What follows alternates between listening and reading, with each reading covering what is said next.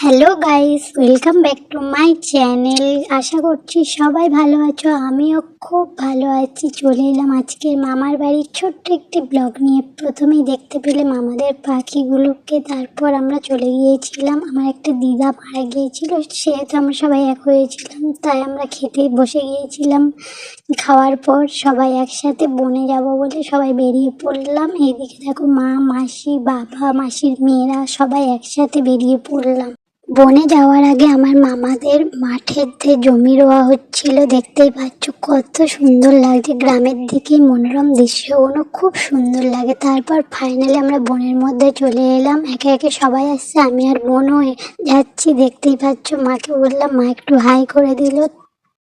ভাই এদিকে ছাগল নিয়ে কি করছিল কোলে তুলেন। ফাইনালি গাইস আমরা নদীর কাছে পৌঁছে গেলাম। নদীতে গিয়ে দেখছি যে ভাটা পড়ে গেছে, আর এইদিকে গাছগুলো কি বড় বড় হয়ে গেছে, সেগুলোই ভিডিও করছিলাম। এদিকে বোনকে একটা ফল নিয়ে দেখাচ্ছিল। তারপর দেখো নদীর কাছে নৌকা বাঁধা আছে, ভিউটা দেখো জাস্ট ওয়াও। তারপর আমরা কিছু ফটো তুলে নিয়েছিলাম, সেই ফটোগুলো দেখো। তোমরা এইরকমই ভিডিও দেখতে চাইলে আমি আরও দেবো। তোমরা আমার চ্যানেলটা প্লিজ সাবস্ক্রাইব করে নিও, আমার পাশে থেকো।